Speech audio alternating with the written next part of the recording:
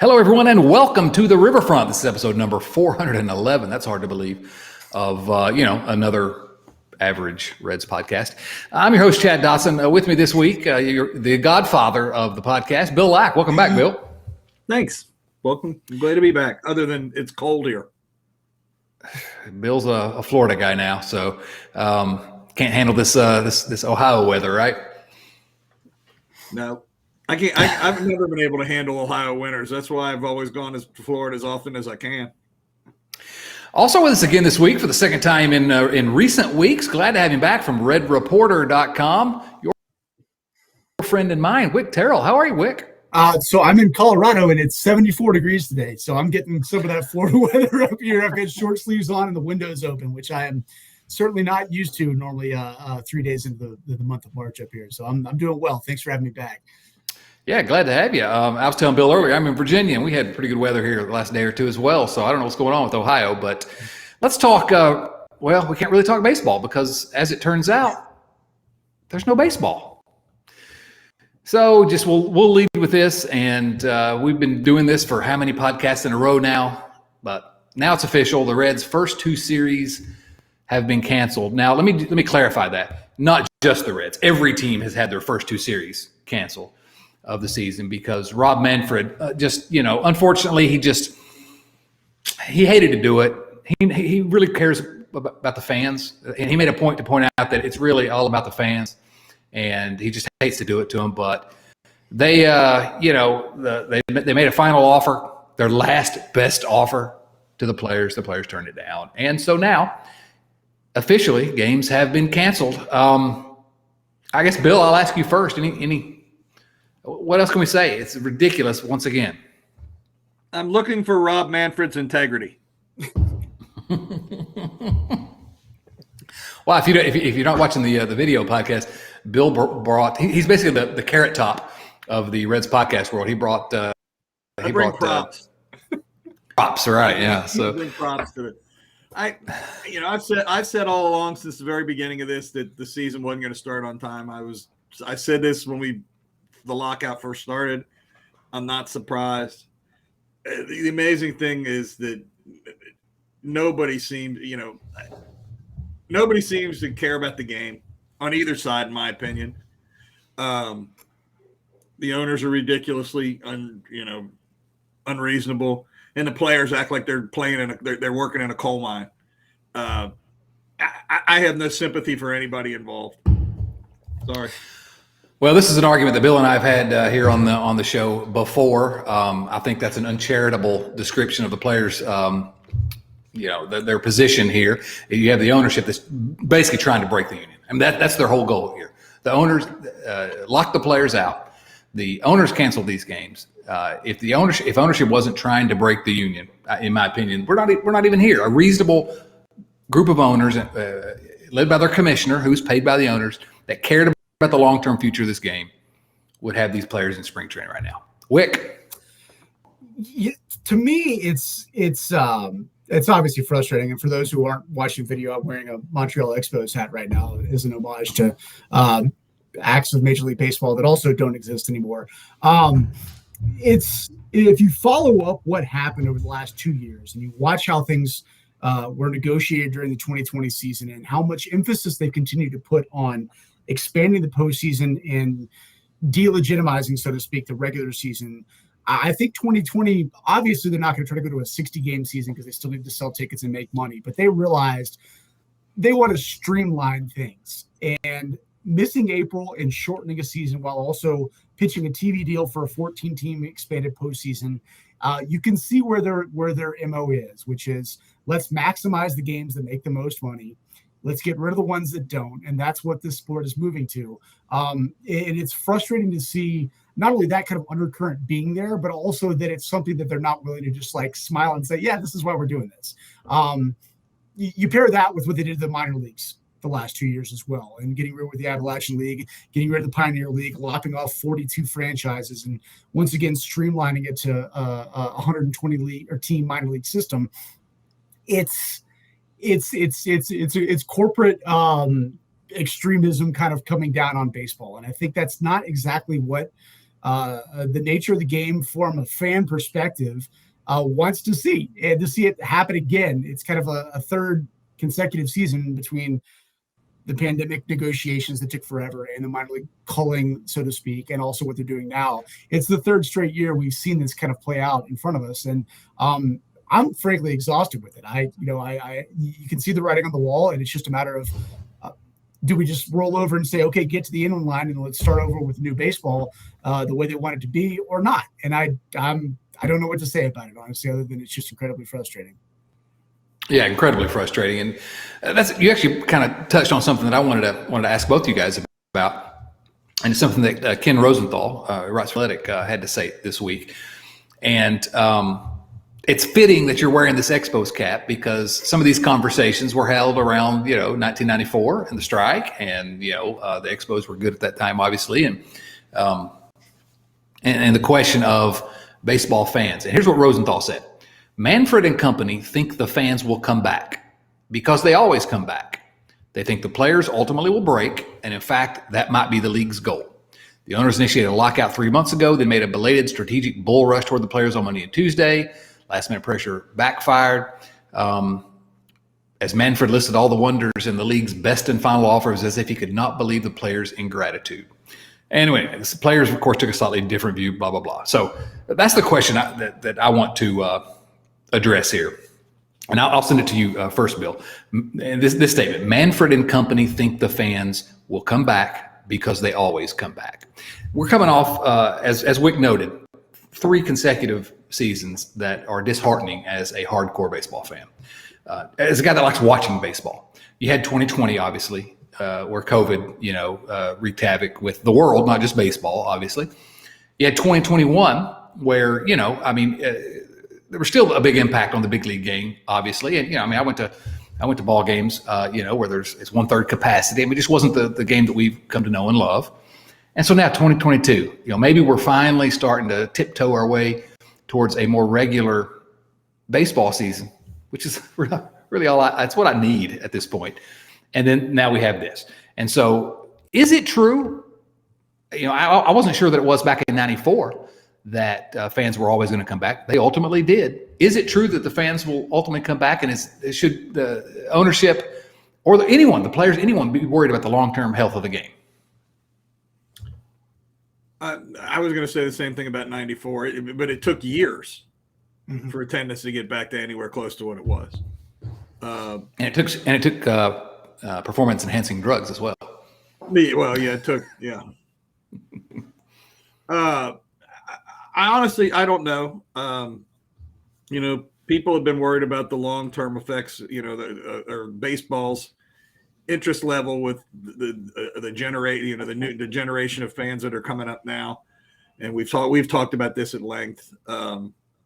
People say you need to speed up the game, you need to change the game. And this is my old man, screaming at the clouds thing. And I don't want to change the game. It's not, if you change the game, it's not the game that I grew up with. It's not the game that I love. And I feel the same way about expanding the playoffs to 18, 20, 25. Everybody gets in. It's a participation trophy. We've talked about the DH. It's all the same thing to me. They're changing the game. Will the fans come back? Are we gonna? I don't know. We'll just have to see. Will people be so soured over these negotiations that they say, "Oh, the hell with it! I'll find something better to do with my time," or will the love of the game, which a lot of people feel has been waning for years, win people over and get them back in the ballpark? I honestly, I don't even have a feel for what I believe, one way or the other. What do you think, Wick? Is it a gamble worth taking for the owners, or what are your thoughts? Yeah, so from a Reds perspective, first and foremost, we were going to come back in '95 regardless, because the team was good. The team had been good. They just won a World Series. Expos aside, they were probably the best team in baseball in '94. They came back in '95 and won 95, 96 games. Reds fandom at that point in time was very easy to roll right back into. I'm sure there are a lot of fans of a lot of fan bases out there that probably have that same exact perspective and say, yeah, well, we're going to be good. We've been good. We just did this and this and this. And, well, they'll be back eventually in some form or fashion. I don't think it's the case for all franchises.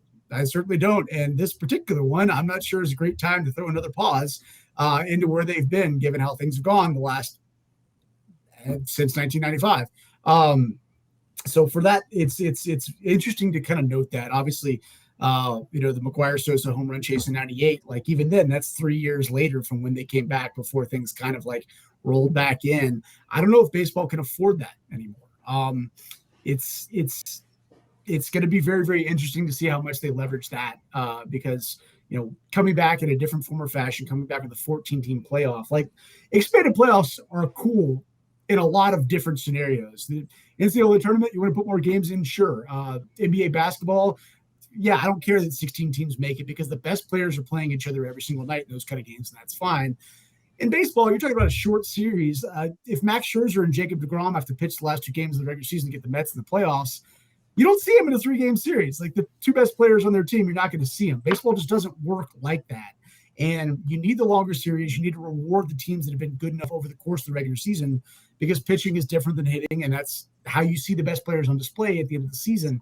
I don't know how you marry those 2 concepts together, aside from the fact that they say, oh, well, the TV ratings are great in the postseason. We'll get more of those games, and that's all that matters. It's not baseball. It's not the same sport, and I don't know how you rectify that. So would the fans come back to that kind of model?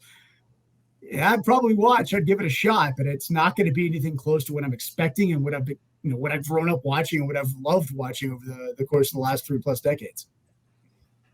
I think the fact of the matter is we'll be back. We may not watch it as much as we did in the past, but we're going to be watching. I mean, we're the suckers. At this point. Exactly. But the landscape right now is such a different landscape, not just the sports landscape, but the media landscape and what people have access to than even back in 95, 96, 97. I mean, 95, 96, 97 were much closer, frankly, to 1966 than they are to what we see now in terms of what's available to distract you. There are plenty of things I can do other than watch baseball these days. Back then, there just wasn't. So I think it's a dangerous game to play because baseball has been kind of waning in influence. Although, many sports have, baseball maybe more than most, but everyone has kind of this fractured, attention span these days. I don't know. It just seems like you're an unforced error to give away any potential audience. I don't know. Either of you have anything else to add to that? I think I need to move on because I'm really frustrated right now. Next.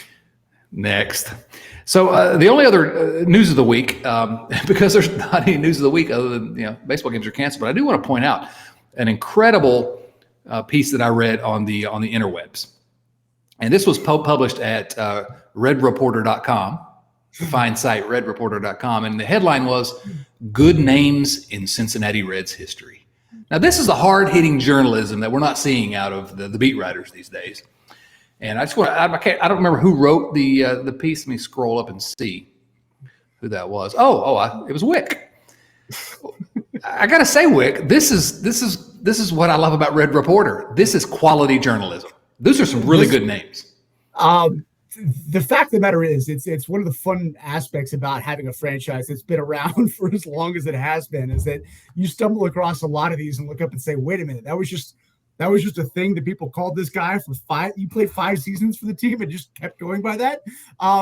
We do this from time to time. Fridays specifically, we like to have a lot of fun on the site. And so we have Friday lists where sometimes we dig up a concept and go back to the stats. Sometimes we make them up a little bit. Sometimes we try to have some fun with it. But this one is all legitimate. I didn't make up any of this stuff. It's all right there.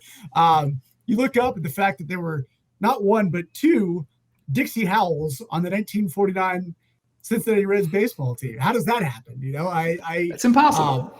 It's little quirks like that we try to go back and highlight sometimes. And in this time of baseball need, when we don't have much else to really go on, it's fun to kind of dig back through some of that stuff. And we've been doing this, and what we've also been doing is digging up literally stuff that we wrote over the last 2 years, a lot of stuff we wrote in 2020, and bringing it back to the front of the site because, as we mentioned at the start of this is not the first time we've had to deal with no baseball in the last couple of years. we're sadly well versed in how to deal with the fact that there's no actual baseball to write about right now. So unfortunately, I believe there's going to be a few more weeks where we might have to get a little creative and crazy on our end to come up with some older Cincinnati Reds stuff, because the new stuff is not creating itself as rapidly as we would have hoped. I feel your pain because, we're trying to do a podcast here every week when this is all that's going on. And also a couple of years ago, it was just, I was like, well, do we just shut down until, the players come back? And Bill and I jumped into a different series that we did talking about an actual good Reds team from 100 years ago, the Big Red Machine. But I don't want to let my two favorite names from your list. I don't want to escape without say these two on the podcast. So if you don't mind, and Bill, maybe you can tell me which of these is your favorite. First of all, not from 1930 Reds, Doug McWeeny. Doug McWeeny. And my other last one on the list on purpose. Yeah, it's fantastic, Doug McWeeny. I'm surprised they were allowed to use his name in 1930. Well, yeah, that was too risque. I'm surprised it wasn't censored. Yeah, probably on the radio it was back then. The Roaring '20s did crazy things to people's mentality. That's what it was. The other one, of course, that I love is Johnny Gooch. Johnny Gooch. It's fun to say. I don't know. I'm sorry. He sounds like he should have been in The Godfather. Sounds like he should have been in Jackass. You're right. I don't know. I kind of like Goat Cochran myself. Goat Cochran also needs to be censored, I think, along with Guy Bush. Or is that Guy Bush, do you think? Is he Canadian? I don't know. How do you pronounce the guy above Johnny Gooch? Astyanax? I've gone back and forth with that about 17 times, and I still have no idea. I will note he also had a 4-year absence in his Reds career. It was 1921 and came back again 4 years later. So his name did not wear out its welcome somehow. On the 1921 and 1925 Reds. Glorious. And if you're a hockey fan, you got to love Jim Blue Jacket. That's who the Columbus Blue Jackets are named after, I'm sure. I think that's probably true. It has to be true. I'm not going to look it up. But so, I still don't know how you had two different Dixie Howell guys named Dixie Howell on the 1949 Reds. That's outstanding. So that was a double take. I had to make sure I wasn't misremembering or mislooking that one up. And I was like, nope, that actually happened. Dixie Howell A and Dixie Howell B. That's quality. Yeah, that's where you got to wonder what they actually were called on the team, because they had to have their own nicknames beyond just that on that 1949 club. So, yeah, I'm not going to speculate. This is still a somewhat family podcast, and there are ways I could go with that I'm just not going to. So let's get to the topic of the week, shall we please? Okay. I mean, we could talk about Peanuts Lowry all night, but instead we're going to get to the topic of the week, which are the top 5 shortstops in the history of the Cincinnati Reds franchise. Now, we've been doing this going position by position. Some positions are tough, really tough. This one is maybe top heavy, I guess, but there was a larger pool to choose from in terms of Reds shortstops than in other positions. But there's also, I don't know, I think we're going to have some fun with this one, although we may have some agreement as well. So here's what we'll do is we got our top 5. I'm going to go ahead and ask Wick to give us the number 5 shortstop in Reds history on his list. The number 5 shortstop in Reds history on my list was the difficult one, because I think we'll both pretty well agree there are 4 pretty clear-cut top 4s. It kind of comes down to at that point, in part because the first 4 were so good that they took up so much time. Not a whole lot of guys that had a lot of chances to play long enough to get number 5 kind of further up there. Quality versus quantity is where we kind of came down to on that. And so I've got Zach Cozart at number 5. It's a little bit of a top-heavy number 5 because he obviously had the wonderful, wonderful year before he left in free agency and it made the All-Star team and got a donkey. He's my number 5, but to throw out the stat that I mentioned in chat earlier today that really kind of caught me off guard, I went over to Fangraphs for some help. Love Fangraphs. Subscribe to them if you haven't yet. They've got more information than you can ever know what to do with. 66 players have played shortstop for the Cincinnati Reds and had at least 10 plate appearances at shortstop in the post-war era. So since 1945, 77 years. Fangraphs obviously breaks things down by offense, defense, base running, you name it. They break it down everywhere. If you look at the leaderboard for overall stuff and wins above replacement, it's the who's who. It breaks them very accordingly to how they got there. They break things down by offense and defense, though. And shortstop, by nature, is a very defensive-driven, for value perspectives, position. When you sort those 66 players by offense, though, that's where I ran into something that literally had me rolling on the floor laughing. The leaderboard, number 1, Barry Larkin. We'll get to Barry here in a minute. I think we all have a lot to talk about him. Do you have any guesses on who number 2 would be on offensive value, meaning offensive runs above average? Because I'll give you $5 if you can guess this. Okay, so offensive value, more than 10 plate appearances. Is that where we're? More than 10 plate appearances since 1945. Felipe Lopez. He's up there. Felipe Lopez checks in at number 4. Number 2 on that list is Jerry Hairston Jr. No. And this is the cumulative stat. This isn't a rate stat. This is the cumulative stat. And he's played so little time, but his 7.4 offensive runs above average ranks second behind Barry Larkin's 240.8. Wait, how is that possible? Because that's a glitch in the matrix. Because Davey Concepcion, for all of his prowess defensively, wasn't exactly the best hitter on the planet. We'll get to Davey also. But yeah, very short, very small sample, but that's a cumulative counting stat and not a rate stat. Jerry Hairston Jr., thanks to his brilliant 2008 step-in campaign playing shortstop. I'm speechless. I mean, that's outrageous. I mean, we talk about the Reds had a long stretch of great shortstops, or what we consider great shortstop, but offensively, oh my goodness. Wow. Offensively, my goodness, yes. Wow. That's the way to put it. You knew that, I'm sure, Bill. I don't even remember what years he played for the Reds. Exactly. I mean, I remember the name, but if I had to give blood or give the right year, I'd be giving blood.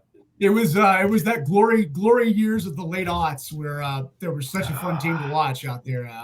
I believe it was his 2008 season where he got about 70 games playing shortstop. Played all around the diamond during that time, but hit very well in the process. And the Adam Dunn Reds, yes, what a time to be alive. Well, okay, so I kind of always knew. Number 5.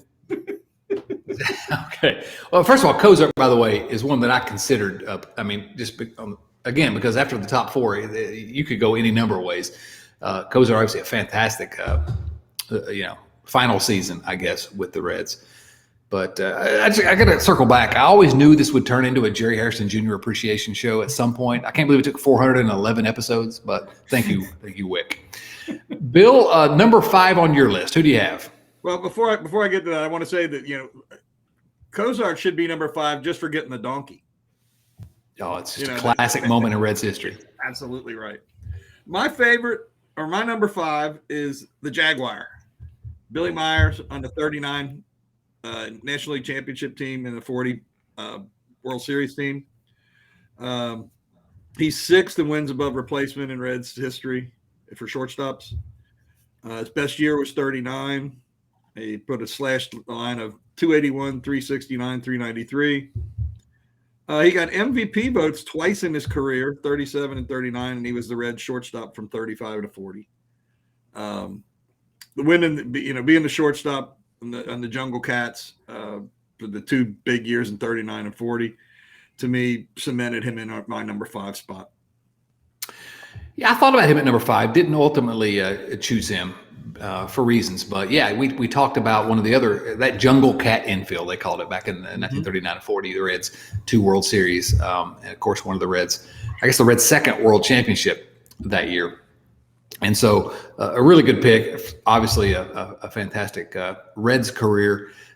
We talked about Billy Werber, who played third base in that infield last week. We said some things about Billy Werber that I wish we hadn't said, and I'm not going to repeat them here. It was, I really hope Billy Werber's family wasn't listening, because I regret last week's show, just for those of you that listened to last week. So I'm not going to say anything unkind about Billy Myers. Wick, I know that you've been a long time Billy Myers fan. These posters on my wall. Yeah, still to this day. Yeah. Yes. I thought so. Yeah. Okay. So my number 5, I was going between 2 different guys, and I couldn't decide who I wanted to pick. And I actually thought, you know what I'm going to do? I'm going to be clever here and pick Jose Barrero, because he's the next big Red shortstop, So that's kind of a prediction, number 5. But then I went and asked, I wanted to get some input on that choice. And so I asked my buddy David Bell, Reds manager David Bell, and he suggested that I choose Kyle Farmer. So I'm going to go with Kyle Farmer as my number 5 shortstop because David Bell told me to. I don't know. That's the best I can come up with. Should we make a quick detour into just what talent the Reds have at shortstop in their pipeline right now? I mean, you've got Kyle Farmer with lots of team control left, but you've got Jose Barrero, you've got first-round pick Matt McMillan, probably going to be a pretty fast mover as well, and you've got Ellie De La Cruz, who has burst onto the scene over the last year. Talk about history of the position with the Reds. Knock on wood, they've got a pretty decent chance that one of those guys is going to turn into the next big something for a while as well. And that's something that position has not been able to say at all points in time since the retirement of Barry, 16, 18 years ago. So it's a cool time to be a fan of the shortstop position for the system again. Yeah, thank you for mentioning that. It's something we've not really investigated much on this show, but it's true. It's true. Matt McMillan, Ellie De La Cruz, Jose Barrero. I mean, these are 3 legit. And, Kyle Farmer is Kyle Farmer. He's better than we thought he was going to be. I mean, I don't dislike Kyle Farmer. He's number 5 on my list of the best shortstops of all time. Bill, you had some thoughts there? The only thing I'd say is let's also remember that this team has a history, and a good history, matter of fact, of taking shortstops and turning them into outstanding outfielders. Billy Hamilton, Eric Davis. I'm sure there are others that are good. Senzel. If you can play shortstop, you can play. The Reds will turn you into an outfielder if they get half a chance. Well, I just want to say I appreciate Bill following the rules of the show, and everyone that comes on the show have to sign the terms and conditions. And so he mentioned Billy Hamilton and Eric Davis, and as is required, when you're a guest, you have to mention Billy Hamilton first. Yeah, well, Chad does make us sign a Billy Hamilton disclosure agreement. Yes, it's true. It's true. Comic book superhero Billy Hamilton. How do you not like Billy Hamilton, though? That guy talked faster than me and with a more ridiculous accent than me. That's why I like him so much. He also ran a little faster than me. All right, so I think our top 4, I believe, are all the same. So let's, kind of dig into these 4 players because the truth of the matter is, I don't know how many franchises are going to have a top 4 better than this. I mean, I'm sure it's not the best, but it's not bad. The Reds had a long stretch of really good shortstops. So, Wick, I'll ask you to go ahead and tell us your number 4, and then we'll unpack it. So Roy McMillan's my number 4, as I think he should be. He's a guy that obviously had a couple All-Star appearances, but also just manned the position for a long time during a pretty good era of the club. The post-war Reds, the early 50 Reds that obviously spawned and produced so many other great players around him as well. A little bit underappreciated and overlooked, I guess, at that point in time, because you've got guys like Frank Robinson and Vada Pinson who are also coming up behind him in the outfield. But a guy who was incredibly steady and incredibly consistent, put up all sorts of Gold Glove defensive value, got those multiple MVP votes over the course of his career, and really helped hold down that position for the Reds for what? What am I looking at here? 9 years. 10 seasons. Yeah, 9 full years. So I think that's a combination of longevity and positive performance on both sides, so offensively and defensively. As you mentioned, it's pretty much a testament to the rest of the depth of the position in the Reds' history that he's checking in at number 4 on my list right now. He was also number 4 on my list. He was number 3 on the list. Bill, this is a guy that most people listening, I'm guessing, certainly don't remember, but don't know a lot about. Although if you read The Big 50, you probably know a little something about him as a book that was not good, but it was out a while back. Bill, you had him a little higher than us, and I think it's defensible, but talk about Roy McMillan. Yeah, I had him at number 3. The only thing I want to add to what Wick said is He led the league in defensive WAR 3 times, and that's outstanding. As you said, he got MVP votes 5 times. His best season was 56 when he had a 4.4 wins above replacement. Was traded away. It's interesting though, he was traded away after the 1960 season, so he never got to play in the World Series with the Reds. But when they traded him to the Braves, it brought Joey J, who won 20 games for the Reds in '61. So that gave him a little nudge on my list for value. Well, and actually, that's something I was going to mention was the trade for Joey J, because that came after the 1960 season, and of course, Mcmillan had been basically a star for the Reds, one of the better players in the Reds for a long period of time there. And then he's traded away. They get a guy in Joey J who becomes a big contributor to the 1961 Reds that won the National League pennant. So Mcmillan kind of missed out on that, but certainly a real key to the years leading up to that season. So if you don't know about Roy McMillan, go check him out. That dude could play. All right, so I had McMillan at number 4 on my list. Let's talk about your number 3, Bill, who I believe is number 3 on my list and on Wick's list as well. Who's your number 3, Bill? Me, my number 4. Oh, you're number 4. I'm sorry. Leo Cardenas is my number 4. He manned the shortstop position for the Reds from 1960 to 68. He had a career 14.8 wins above replacement, was an all-star 4 times, won a Golden Glove, got MVP votes 1 time. His best season was 65 when he had a 4.2 wins above replacement, and 3.7 of that was offensive WAR. And he's another guy that brought value when he was traded away after the 68 season. They brought Jim Merritt, who came over from the Twins, who won 17 games in 69 and 20 games in 1970. So, Leo Cardenas. And I went back and forth on him and McMillan, who should be in 3 or 4. In fact, I had him originally reversed, and then decided to put McMillan in a 3 spot, Cardenas in a 4 spot. Yeah, Cardenas, of course, a 5-time All-Star, from Cuba. And I don't know, what more can you say? We started with Roy McMillan. Again, we're going to talk about this lineage of Red shortstops for a long time. Cardenas really didn't take over full time at shortstop until '62, but still, he was the link between McMillan and what came next, which we'll talk about in a moment, with a short interlude in between. But yeah, just a superb player, another guy that you need to understand. You need to go look if you're interested in Reds history. This dude was an important part, and of course, I don't know. Engendered a lot of good feelings among Reds fans for many, many years as a former Red, I guess. So, Wick, any thoughts on Leo? Yeah, he was probably my dad's first favorite player when my dad was growing up. And I think I always kind of like that resonated with me a little bit more. He and McMillan are very, very close in a number of different ways. And but I think that might have been the ultimate sway for me, because he was one of my dad's absolute favorite players, his first favorite player as a Red, I think, growing up. And so that had a little bit of sway on me. It probably overrode the fact that Roy McMillan led all of baseball in 1954 in sacrifice bunts with 31.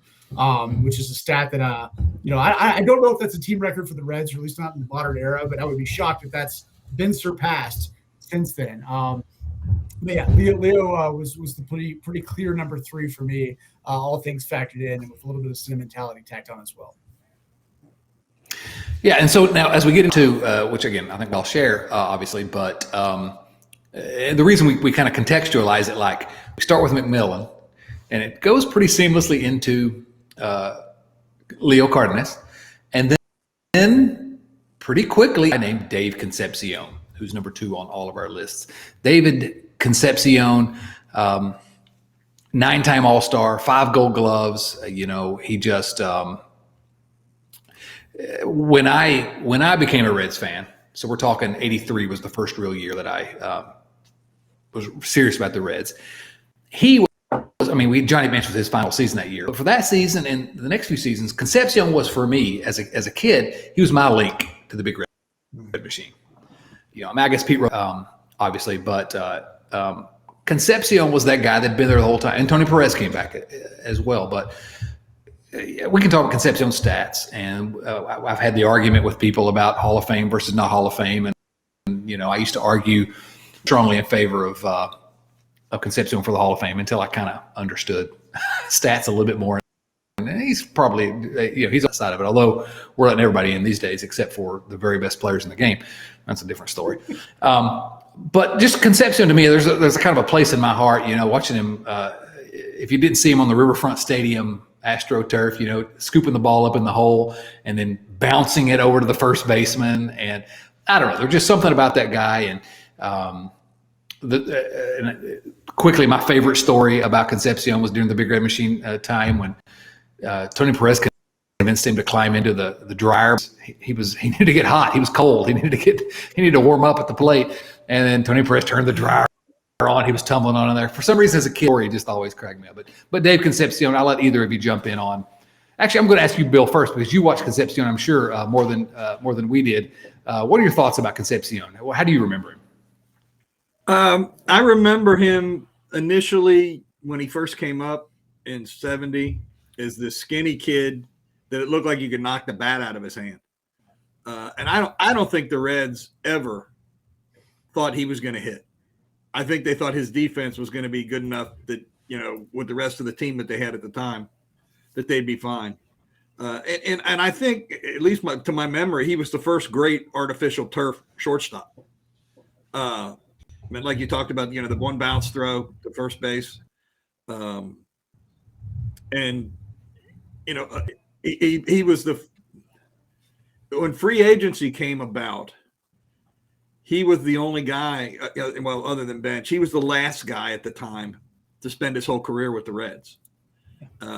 Bench retired and Concepcion was still here, and he was the last guy that was had never left and was part of the Big Red Machine. And I've had the same argument with people that you talked about, Chad, about Concepcion in the Hall of Fame. And I think he's in the Hall of very, very good. The same one that he and Veda Pinson have. They're right next to each other in that place. They're both great players, but they're not Hall of Fame players. And that's not a criticism. I mean, no, it's not. It's not an insult. It's not a criticism. Right. Veda Pinson's son got really pissed at me either on Twitter or something, or on Red Leg Nation or something, because I said he wasn't a Hall of Fame. Oh gosh, we're going to be getting Dave kids tweeting at us now. But Davey was a heck of a shortstop, and was a big part of the Big Red Machine. When you got Bench, Concepcion, Morgan, and Geronimo up the middle, that's pretty strong. Wick, do you have any memories at all of Concepcion, or was that just a little bit before you? Very, very few. I think the first game I went to in Riverfront Stadium when I was about 4 or 5, which would have been like 87-ish. And he was still there. And like that's the aspect of Davey that I think has that kind of aura feel to him, because the Reds kept trusting him. He kept trusting the Reds. He didn't angle to get out when he got older or whatever else. They were tied together for 19 seasons, I think. And it was, they became, synonymous with one another. It was David Concepcion playing on the turf at Riverfront Stadium once they moved in there, it's 75. So it's, he was very much a nostalgic player for me when I was younger. He had that kind of feel because he was, crossing thresholds and crossing milestones and everything else, getting over to 2,000 hits and everything else. I wish I would have had a chance to watch more of what he did, playing defense the way he did on that AstroTurf, because the limited highlights that I get a chance to see, he was an artist out there. And there's a reason why that kind of lore exists, because it wasn't just that Riverfront had that. Three Rivers had that, and Veterans Stadium had that. And there were a lot of stadiums out there where he was playing in where the way he played that kind of defense, we don't see these days because there's not that surface, but he was very much up against it in a lot of places he played. And so, obviously the defense that he brought to the table is world-class, and the accolades he picked up for it are pretty elite. He got all the defensive ratings. He's the Reds career leader in defensive runs above average for shortstops, beyond even Barry Larkin, who I watched my entire formative years and who I always thought was perhaps the best defensive infielder up the middle that I'd ever seen. So comparing him back to who I didn't have a chance to watch so much, it's like, wow, that's pretty incredible looking at those numbers out there. I think there are worse players in the Hall of Fame than David Concepcion. I think that's true. Pretty clear at this point. Yep. I don't think of him as a Hall of Famer per se, which I guess kind of that gives you the tunnel vision of what Hall of Famer means in my brain at this point. But there are plenty of worse players than he is that are in that Hall of Fame. And it is the Hall of Fame and not the Hall of how good you were.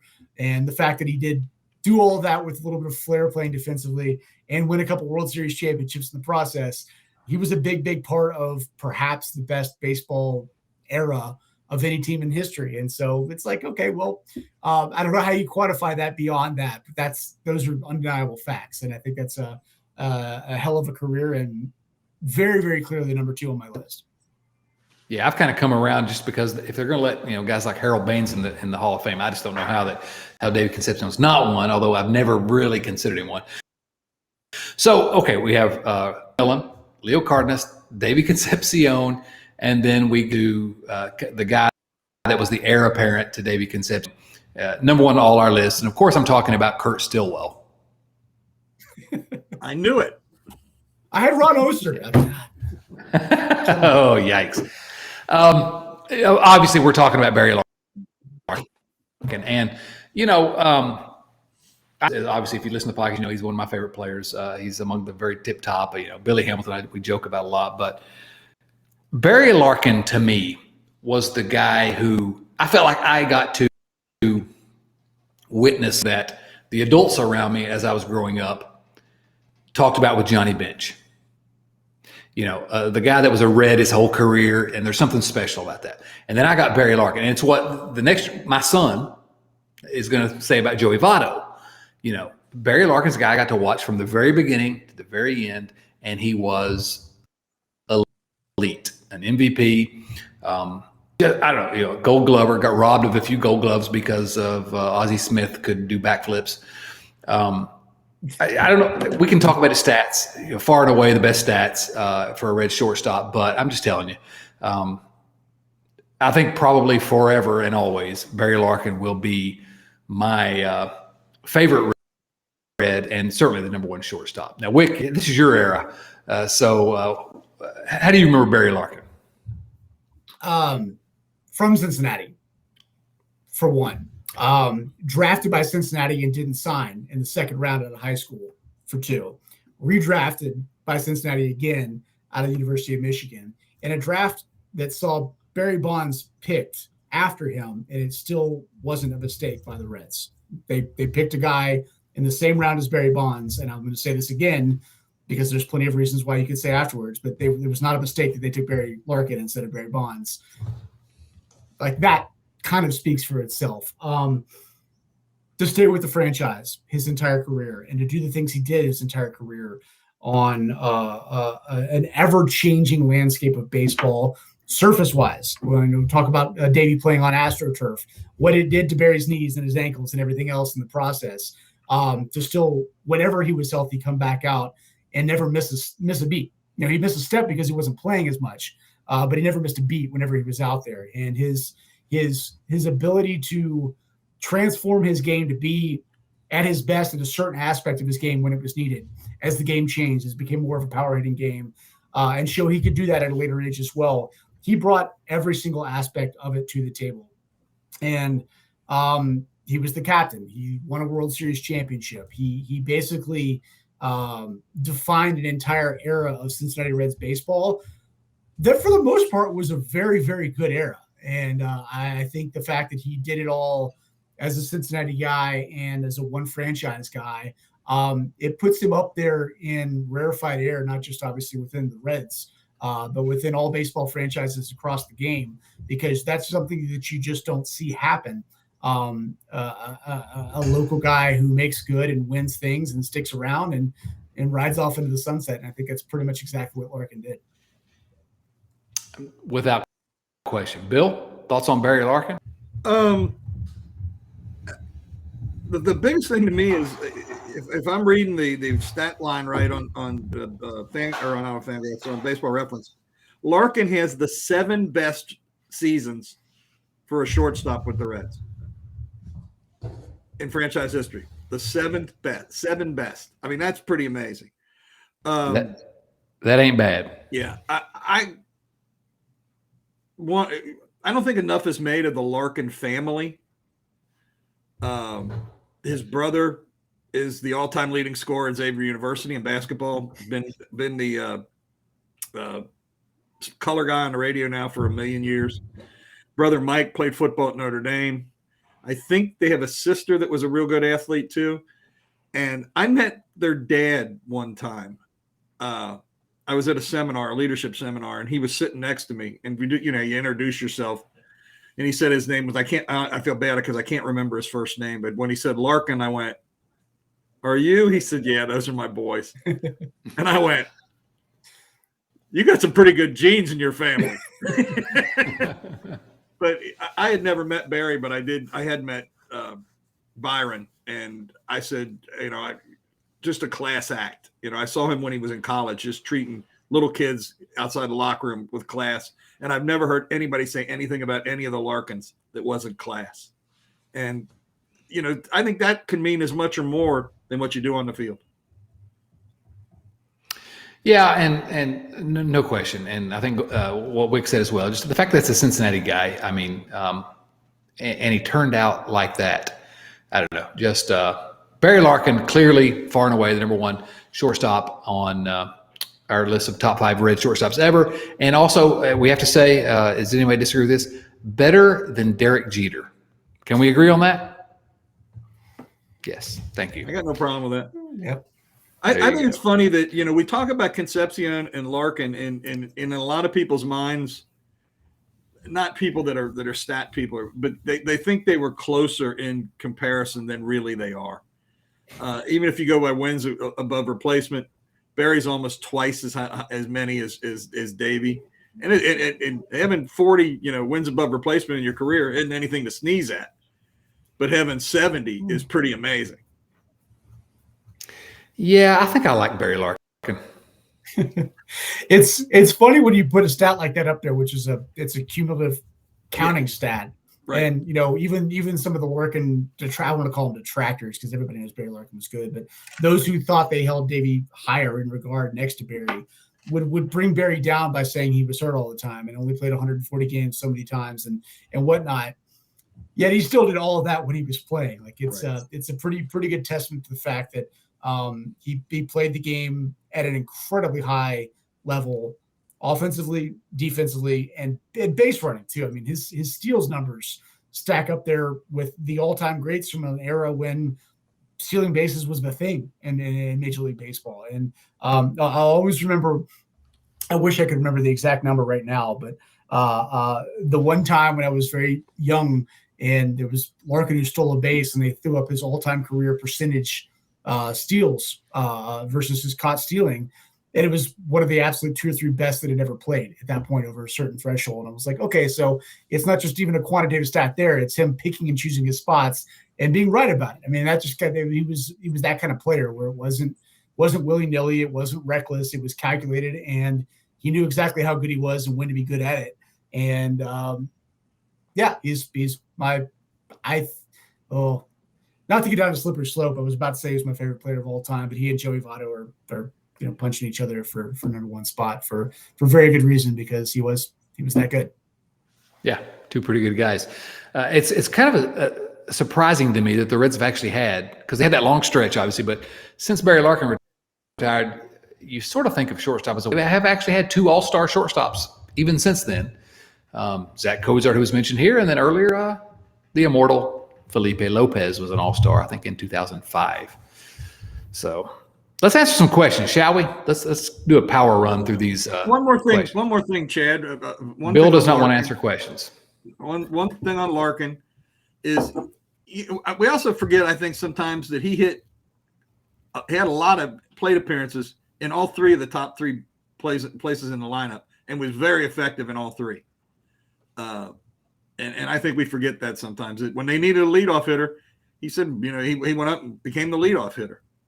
And as we talked, the other thing is kind of wrapping up this shortstop thing, and we kind of talked about this earlier.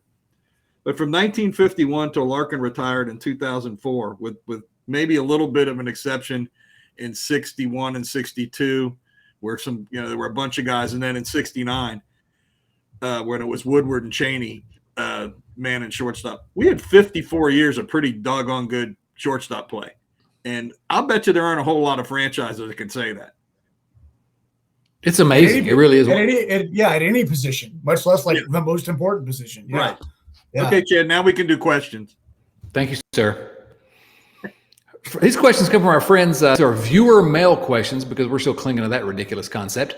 Actually, it is viewer mail now. We have viewers.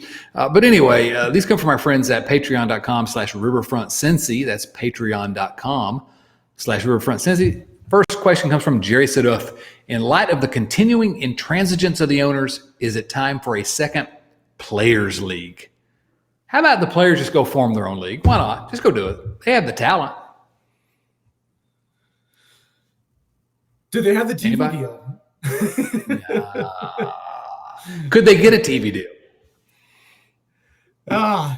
TV's not got corporate happening. TV's got corporate executives too. That's the problem. If TV's had players, and the players would work with the players, that'd be one thing. But they want to make the most money too. So it's All right, good point. So the answer is no. I miss baseball. Yeah, I just want baseball. There is college baseball. Wick pulls for a college team that I don't approve of, so I just wanted to mention that there is college baseball, and the University of Virginia is very good this year. Go Doors, yes. Vanderbilt.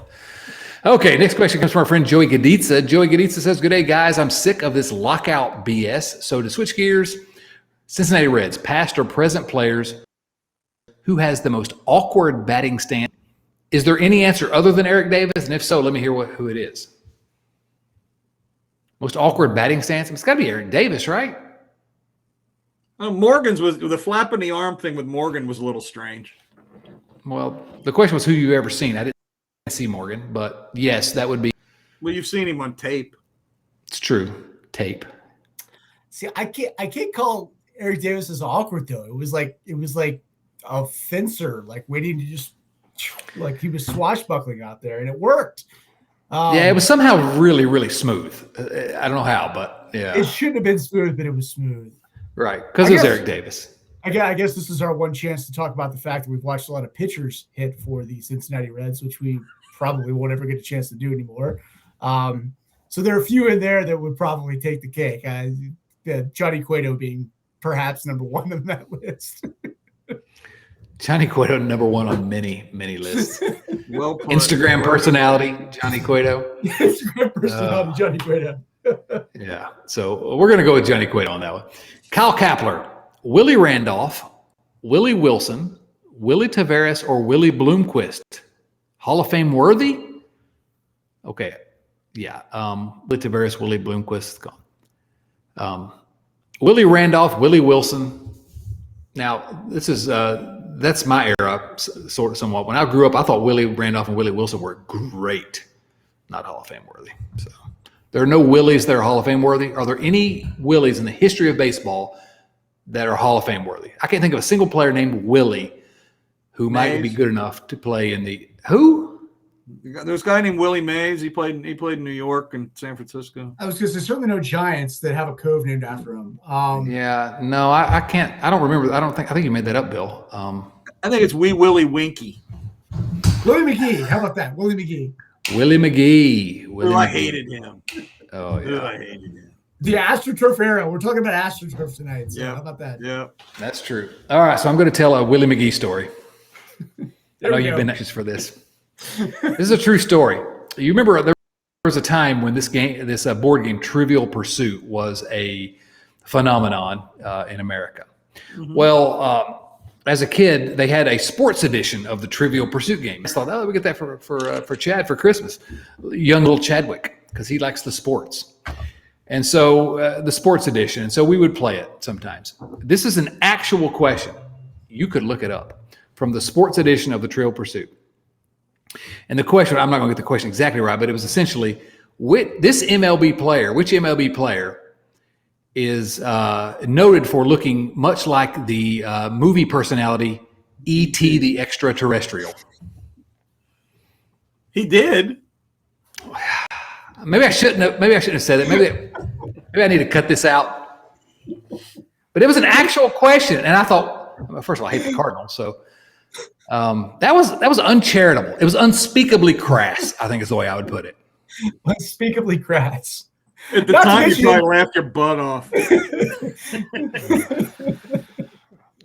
Trivial Pursuit. What the heck? Wick, do I need to edit that out? I'm more concerned about the fact that it was Trivial Pursuit. That's a subjective answer. Right. That's not real trivia. For an objective game we're playing here. Right. Oh, I'm going to regret that in the morning. Willie, I'm sorry.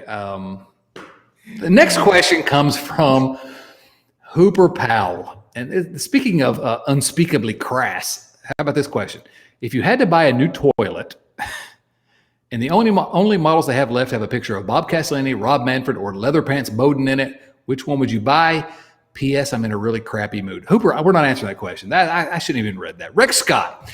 Everyone loves it when the outcome of a game in any sport is determined near its end.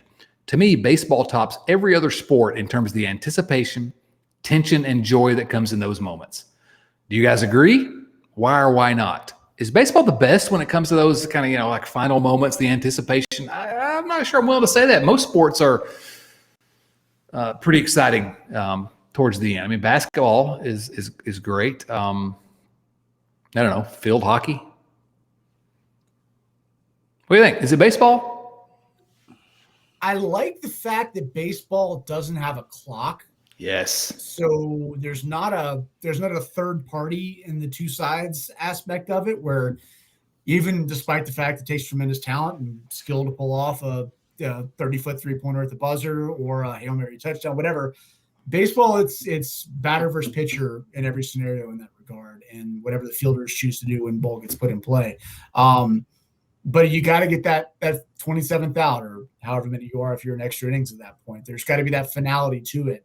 And so I do and have always appreciated the fact that that's an aspect of it that other sports, at least in the United States and U.S. professional sports, that's not there anywhere else. And so I do appreciate how that is a little bit more unique. I don't know if it's better or worse per se, but it's unique in that regard. Wick and Rex kind of convinced me, just in terms of the tension of that moment and the anticipation. I think there's something to be said. Bill, agree, disagree? Or do you say Xavier basketball? The only thing that I would add to that is, at least up until recently, for the overtime periods, we also never changed our rules. We didn't compress time. We didn't change the rules. We didn't do any of that things, which is, again, they're changing the rules of the game, which none of us like. So I always like that about, the finality of baseball and the extra innings too. Yeah. Yeah. You don't like the starting a runner on second base? No. I loved it when my kids were playing travel baseball and softball because it got us home earlier. I'll say that. But I don't like it in baseball. Major League Baseball. Woo the Rez asks, should I be in charge of overhauling Major League Baseball? Well, that's Woo. I got to tell you, that's a little presumptuous of you. But he's referring to a tweet thread that he had that will never happen in a million years. But I would give anything for this to happen, even though it probably goes against our interests as Reds fans. Let me just quickly run through what he says. So expand MLB to 40 teams, have 2 leagues of 20 teams.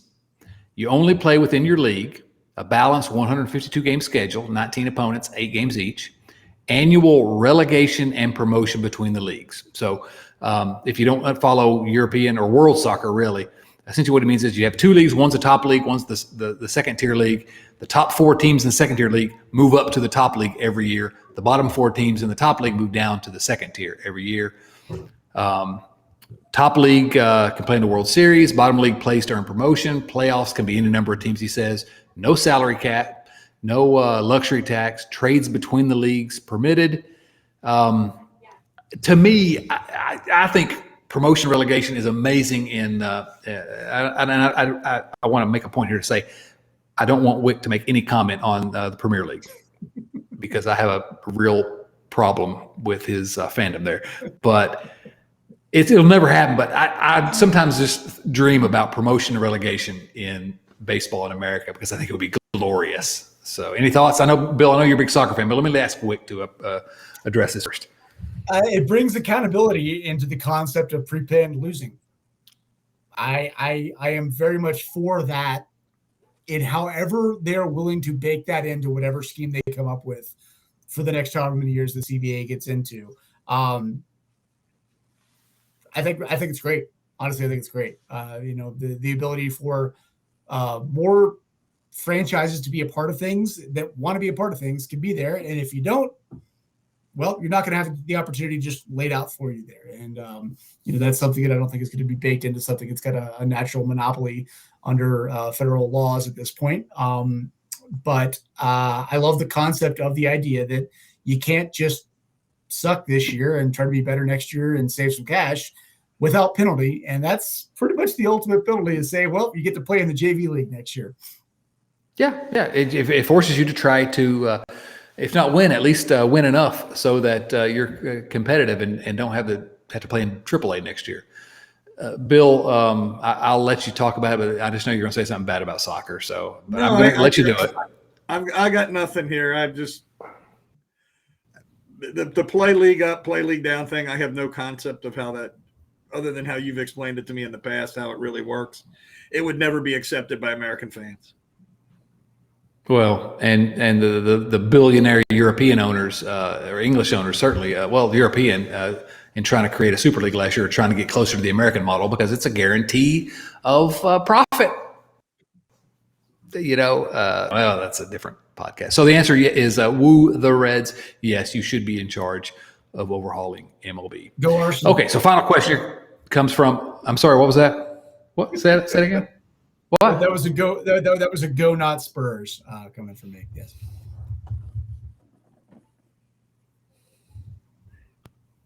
I hope you've enjoyed Wick's final appearance on the Riverfront tonight. Final question comes from our friend Rich Thompson. What's a more perfect day for you as a Reds fan? The Reds beat the Cubs and the Cardinals lose on the same day. Reds beat the Cardinals and the Cubs lose on the same day, or the Reds beat the Dodgers and both the Cubs and Cardinals lose on the same day. They're all perfect for me, because the Reds have won, and I don't remember what that's like. So I know, Bill, you want to beat the Dodgers. You still hate Steve Garvey and Ron Say. And Davey Lowe. Davey Lowe. And Chad when he's wearing his Dodgers hat. I own a Dodgers cap. I know you do. I've seen pictures. I used to own an Expos cap, but I don't know where my Expos cap went. I need to get one of those. All right. I think – go ahead. Well, I was going to say this is final thought as we go back to '94. This is this Dodgers hate's all pre-old strike, and then subsequent expansion and NL Central. We had a '94 themed podcast episode tonight here, right? Because that's old NL West stuff. Back in the Braves were NL West at the same time as well, I believe, which makes no sense whatsoever. I don't know that I like the idea of a 1994 themed podcast, because if you recall, there was no World Series that year, but the Reds were good and they came back good the next year as well. So, all right, guys, any final thoughts? We've kind of beaten this one to death, I think. I got nothing. Hearing nothing, I want to say thank you to Bill and to Wick. This has been a lot of fun. It's always a lot of fun here. I want to thank all of you for listening. You can subscribe to the show at youtube.com/riverfrontcincy. Again, go there, smash that subscribe button so that you get regular notifications every time a new episode posted. We're on Twitter, we're on Instagram, we're on Facebook at Riverfront Cincy. And also, if you want to support the podcast, you can go to patreon.com/Riverfront Cincy and join the family and even get a membership card. Some of those have been showing up in the mail this week, so people have been liking those. Also, don't forget to go to redreporter.com every single day, where they're doing really goofy things sometimes, especially now. So, so it's fun. Bill, thank you, my friend. Always good to be here, Chad. Wick, really appreciate it, and I hope you will commit to returning very soon. I will commit to returning very soon. I will commit to doing my best to make sure there's consistent, goofy content at redreporter.com, at least until we get baseball back. I can guarantee that much. So, if you've been listening to any of the 411 episodes of this show, you know we love goofy content. So for Bill Lack, for Wick Terrell, and for Willie McGee, this is Chad Dotson saying, so long, everyone.